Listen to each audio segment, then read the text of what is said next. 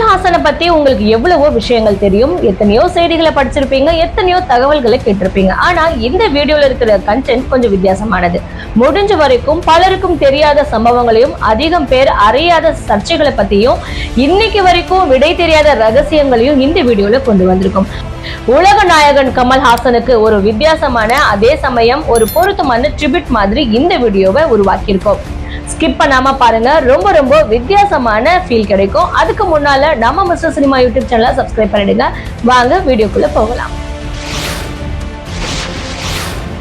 வழக்கறிஞர் பரமக்குடி சீனிவாசனின் மகன் கமல்ஹாசன் பிறந்தது ராமநாதபுரம் ராஜா தினகர் சேதுபதியின் அரண்மனை இல்லத்தில் என்பது பலருக்கும் புதிய செய்தி.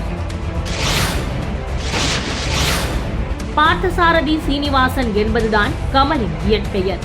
பிறகுதான் தனது இஸ்லாமிய நண்பர் யாக்கூப் ஹாசனின் நினைவாக கமல்ஹாசன் என்று பெயரை மாற்றினார் சீனிவாசன். குடும்ப நண்பர் டாக்டர் சாரா ராமச்சந்திரன் மூலம் முதன்முறையாக மெய்யப்ப செட்டியாரை பார்க்கும் வாய்ப்பு சிறுவன் கமல்ஹாசனுக்கு கிடைத்தது.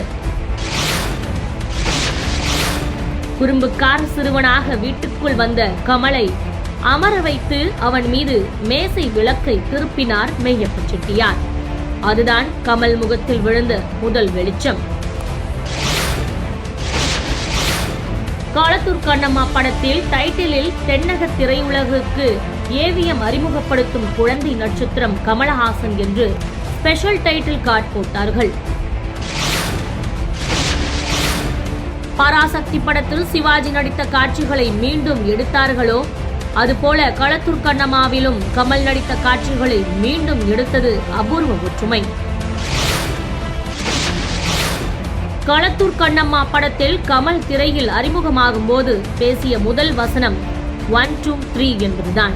ஆம், ஏறு வரிசையில்தான் திரைப்பயணத்தை தொடங்கினார் கமல். களத்தூர் கண்ணம்மாவின் விளம்பர நிகழ்வுகளில் சிறுவன் கமலுக்கு தரப்பட்ட அதீத முக்கியத்துவத்தால் ஜெமினி கணேசன் ஏவிஎம்மிடம் கோபித்துக் கொண்டது அறியப்படாத செய்தி. தமிழின் தவிர்க்க முடியாத ஹீரோவான கமல் உண்மையில் ஹீரோவாக அறிமுகமானது தமிழில் உள்ள கன்னியாகுமரி என்ற மலையாள படத்தில். மலையாள படத்தில் கமல் ஹீரோவாக அறிமுகமாகி இருந்தாலும் கமல் கதாநாயகனாக நடித்த முதல் திரைப்படம் உணர்ச்சிகள்.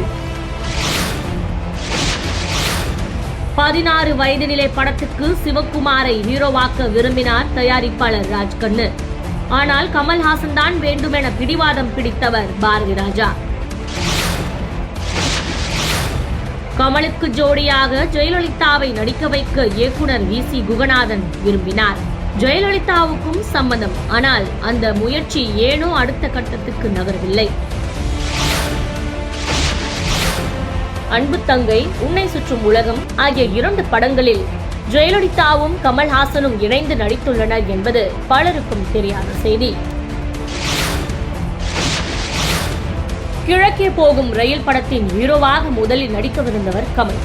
அவரது கால்ஷீட் கிடைக்காமல் போகவே சுதாகரை ஹீரோவாக்கினார் பாரதி ராஜா. பாசிட்டிவ் கேரக்டர்களில் நடித்து உச்சத்தில் இருந்த கமல் துணிச்சலான நெகட்டிவ் கேரக்டரில் நடித்த படம் பாரதி ராஜாவின் சிகப்பு ரோஜாக்கள்.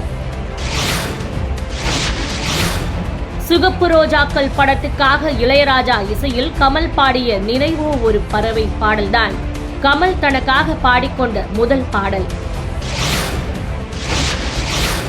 கமல் ராதாவை வைத்து டாக் டக்கர் என்ற படத்தை 5000 அடிகள் எடுத்த பாரதி ராஜா அது சிவப்பு ரோஜாக்களை நினைவூட்டியதால் படத்தை மேற்கொண்டு எடுக்காமல் கைவிட்டு விட்டார். கமல் நடித்த முதல் கன்னட படம் பாலு மகேந்திரா இயக்கிய கோகிலா. அந்த படத்தில் மோகன் 2வது ஹீரோவாக அறிமுகமானார். அதுதான் பாலு மகேந்திராவுக்கு முதல் படம். கமலும் ஸ்ரீவித்யாவும் ஒருவருக்கொருவர் நேசித்தவர்கள், ஒருவரை ஒருவர் காதலித்தார்கள். ஆனால் சந்தர்ப்ப சூழல் அவர்களின் காதலை திருமணத்தை நோக்கி நகர்விடாமல் செய்துவிட்டது. பரதநாட்டியம் கற்றவர் என்ற பெருமை கமலுக்கு உண்டு. ஆனால் அதை வைத்தே கமலிடம் இல்லாதது ஆண்மையின் மிடுக்கு என்ற ஒரு பிரபல பத்திரிகை எழுதியது.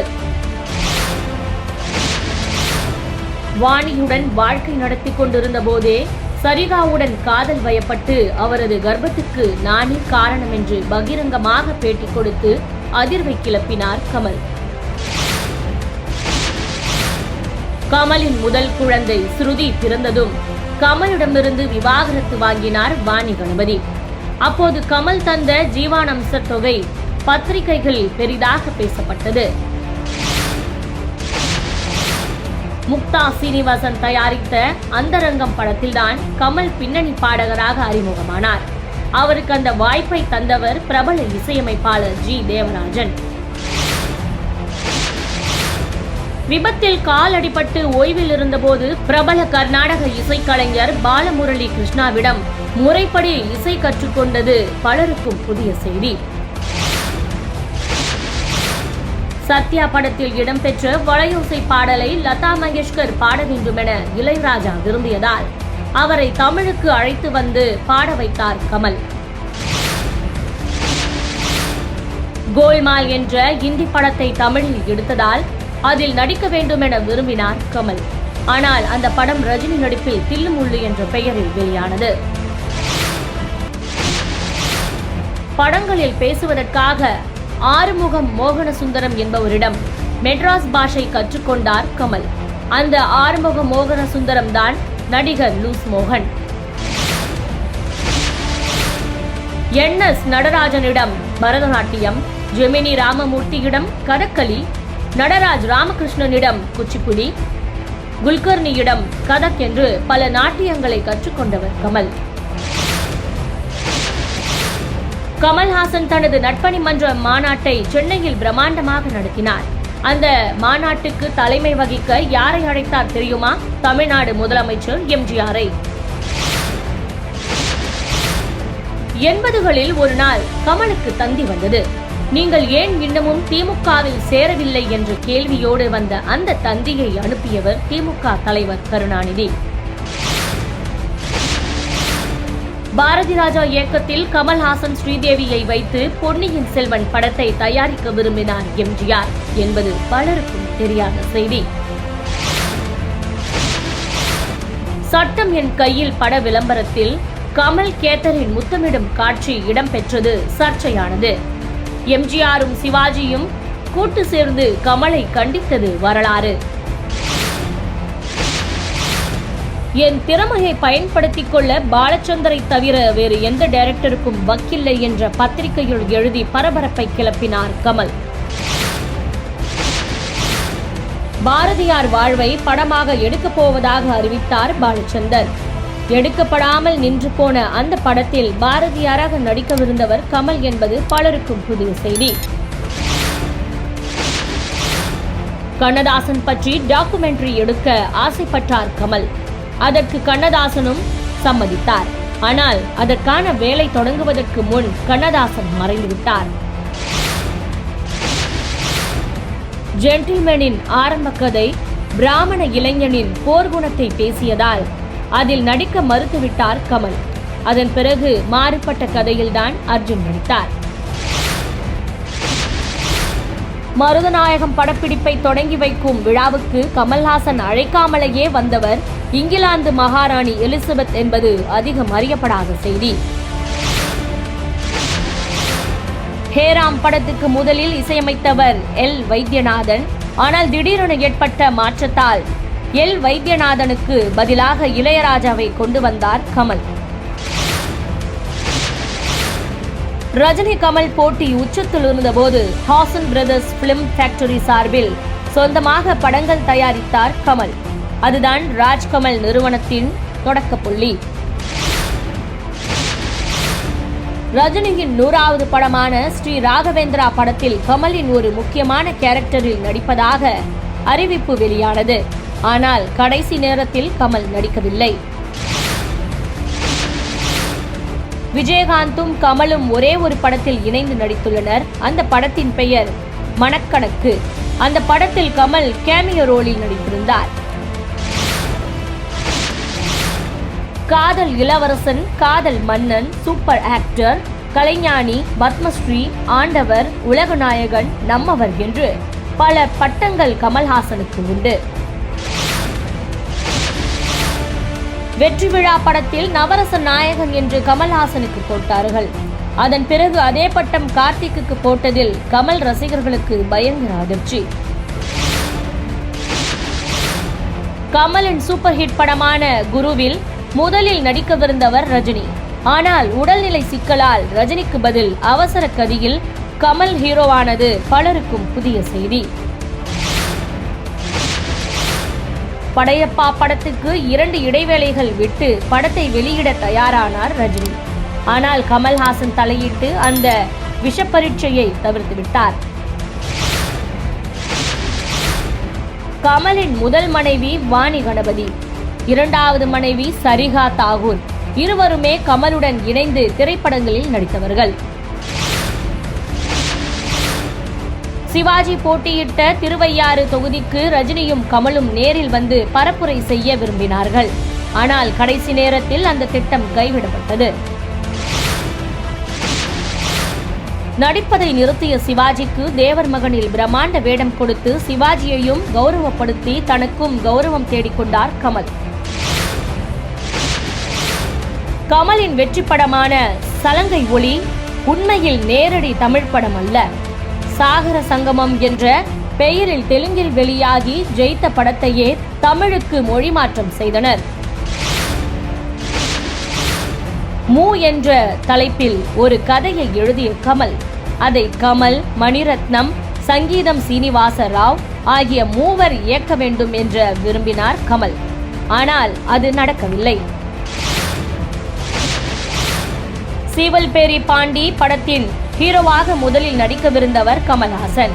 ஆனால் கமல் மறுத்துவிட்டதால் சீவலப்பேரி பாண்டியனாக நெப்போலியன் நடித்தார்.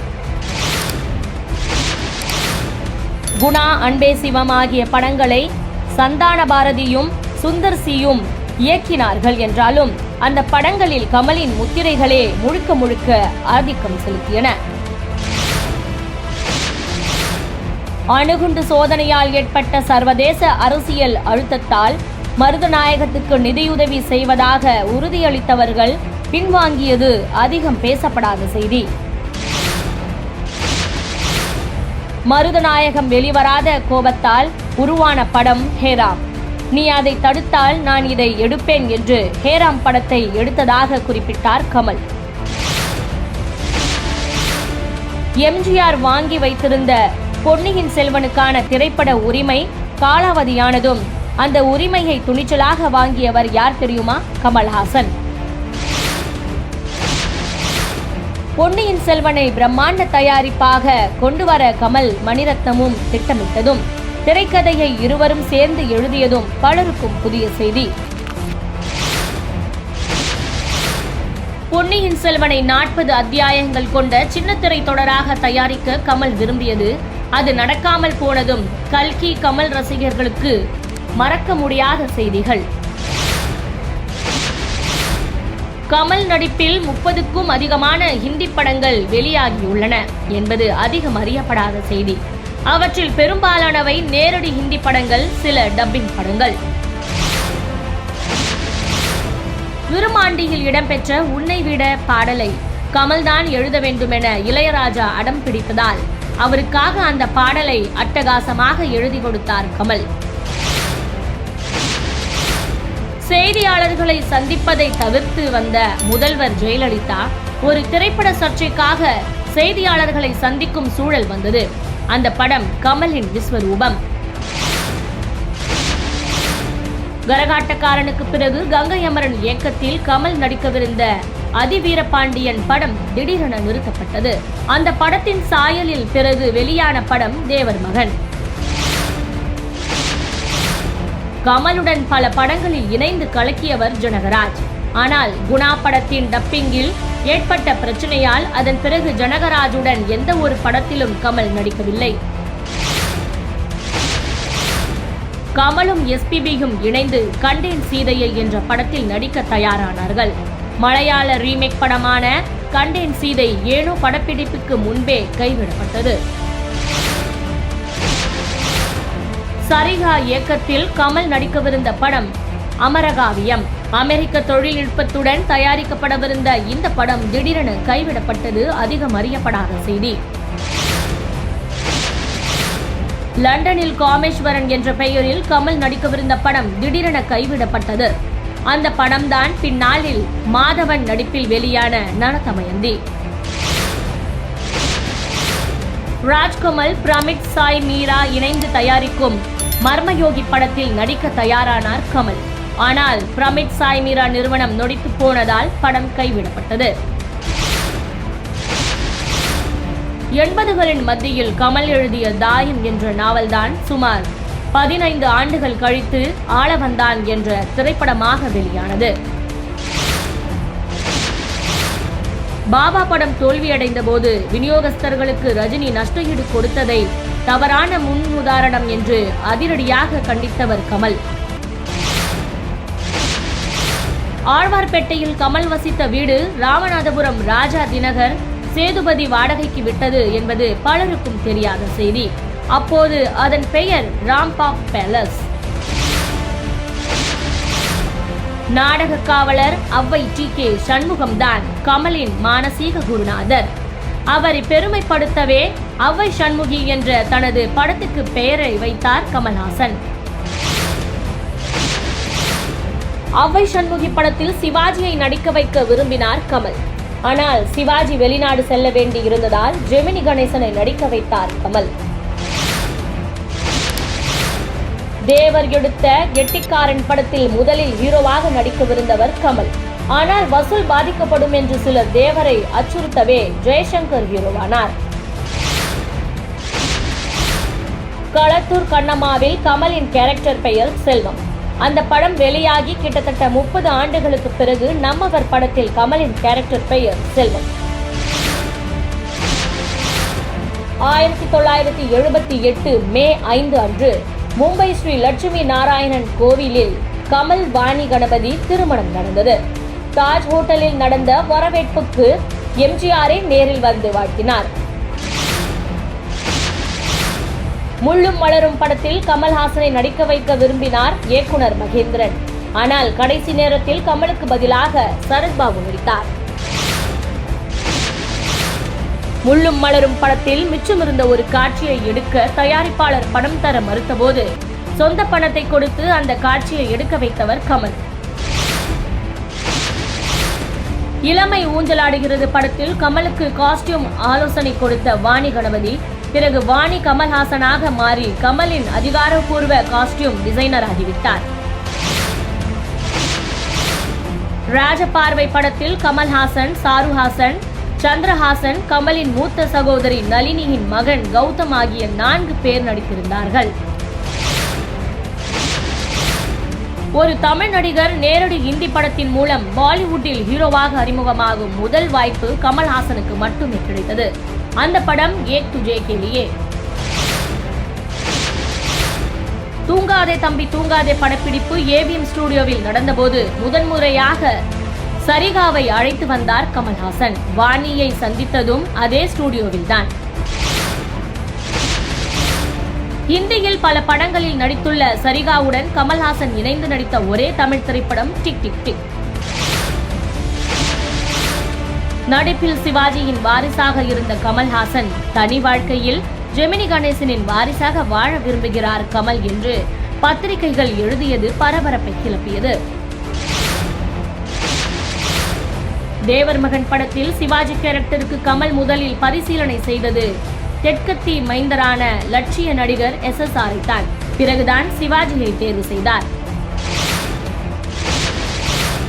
தேவர் மகனுக்கு முதலில் கமல் வைத்த டைட்டில் நம்மவர். தேவர் மகன் என்ற டைட்டிலும் மனதில் இருப்பதாக கமல் சொல்ல அதுவே பொருத்தமானது என்று சொன்னவர் இளையராஜா. சிவாஜியின் முதல் படம் பராசக்தியும் சிவாஜியின் முத்திரை படம் தேவர் மகனும் ஒரே தேதியில் வெளியானவை. 17 அக்டோபரில் 2 படங்களும் வெளியாகின. இடைவெளி 40 ஆண்டுகள். தேவர் மகன் படத்தின் நாயகனாக கமல், காஸ்டியூம் டிசைனராக சரிகா, குழந்தை நட்சத்திரமாக ஸ்ருதி ஆகிய 3 பேரும் பங்களிப்பு செய்தனர். கமல்ஹாசன் நடித்த இந்தியன் திரைப்படத்தின் தயாரிப்பாளர் AM ரத்னம் ஒரு காலத்தில் நடிகை விஜயசாந்திக்கு மேக்கப் மேனாக இருந்தவர் என்பது அதிகம் அறியப்படாத செய்தி. அவ்வை சண்முகி படத்தில் மடிசாரை அலங்கோலமாக அணிந்து பிராமண பெண்களை அவமதித்து விட்டதாக கமல் மீது சர்ச்சை கிளப்பினார் இந்து முன்னணி ராமகோபாலன். இந்தியன் படத்தில் நிகழ்கால காட்சிகளை கருப்பு வெள்ளையிலும், விடுதலை போராட்ட காலத்தை வண்ணத்திலும் படம் பிடித்து புதுமை புரட்சி செய்தார் கமல்ஹாசன். மெட்ராஸ் பாஷை பேச லூஸ் மோகனின் உதவியை நாடிய கமல் சிலோன் பாஷையை கற்றுக்கொள்ள இலங்கை வானொலி அறிவிப்பாளர் VH அப்துல் ஹமீதின் உதவியை நாடினார். சிவாஜி கணேசனின் வாழ்க்கையை ஓர் ஆவணப்படமாக தயாரித்து வைத்துள்ளார் கமல் என்பது அதிகம் அறியப்படாத செய்தி. அந்த ஆவணப்படத்தை தயாரித்தவர் சரிகா கமல்ஹாசன். ஆளவந்தான் படத்தில்தான் இரட்டை வேட காட்சிகளை ஒளிப்பதிவு செய்ய மோஷன் கிராபிக்ஸ் கேமராவை முதன்முறையாக பயன்படுத்த செய்தார் கமல்ஹாசன். தமிழ், தெலுங்கு, மலையாளம், கன்னடம், பெங்காலி, ஹிந்தி ஆகிய 6 மொழிகளில் நேரடி படங்களில் நடித்த வெகு சில கலைஞர்களுள் கமல்ஹாசன் முக்கியமானவர். எம்ஜிஆரும் சிவாஜியும் 100வது படத்தை வெற்றி படமாக்கினார்கள். அந்த வாய்ப்பு ரஜினி கமலுக்கு கிடைக்கவில்லை. 100வது படமான ராஜபார்வையில் கமலுக்கு 15 லட்சம் நஷ்டம். 16 வயது நிலை படத்தை எடுத்த தயாரிப்பாளர் A. ராஜ்கண்ணுவை கை தூக்கி விடுவதற்காக கமல்ஹாசன் நடித்துக் கொடுத்த படம்தான் மகாநதி. கமல் நடித்த சங்கர்லால் படத்தின் இயக்குனர் TN பாலு திடீரென மரணம் அடைந்து விட்டதால் அந்த படத்தின் மீதி பகுதியை இயக்கியவர் கமல்ஹாசன் என்பது அதிகம் அறியப்படாத செய்தி. அபூர்வ சகோதரர்கள் படம் வெளியான பிறகுதான் தனக்கென்று சொந்த வீட்டை வாங்கினார் கமல்ஹாசன் என்பது அவருடைய ரசிகர்களுக்கே அதிர்ச்சியூட்டும் செய்தி. ஸ்ருதி, அக்ஷரா என்ற 2 பெண் பிள்ளைகள் பிறந்த பிறகே சரிகாவை சிவாஜி சாட்சியாக கமல் திருமணம் செய்தார் என்பதை நம்ப முடிகிறதா? நம்பிதான் ஆக வேண்டும். அதுதான் கமல். விருதுகளுக்கு என் பெயரை பரிந்துரைக்க வேண்டாம், இளம் தலைமுறைக்கு வழிவிடுகிறேன் என்று பிலிம்பேர் அமைப்புக்கு பகிரங்கமான கோரிக்கை விடுத்தவர் கமல்ஹாசன். கமல்ஹாசன் வாழ்க்கையில் தந்தையார் பரமக்குடி சீனிவாசன், தயாரிப்பாளர் முக்தா சீனிவாசன், இயக்குனர் சங்கீதா சீனிவாச ராவ் ஆகிய 3 சீனிவாசன்கள் மிக மிக முக்கியமானவர்கள். என்ன இந்த வீடியோ நல்லா இருந்துச்சா? இது போல இன்னும் பல சுவாரஸ்யமான சினிமா செய்திகளையும் சினிமா சம்பவங்களையும் தெரிஞ்சுக்க மிஸ்டர் சினிமா யூடியூப் சேனலை சப்ஸ்கிரைப் பண்ணுங்க. நன்றி.